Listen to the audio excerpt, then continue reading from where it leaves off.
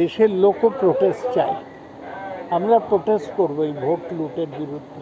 India অ্যালায়েন্সের সবাই যোগাযোগ করছে, একসাথেই লড়াই হবে।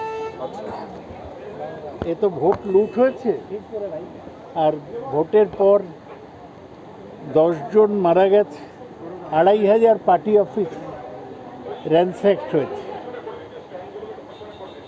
100 সিট আমাদের মতে লুট হয়েছে। একটা ফ্যাক্ট ফাইন্ডিং কমিটিও তৈরি করা হয়েছে।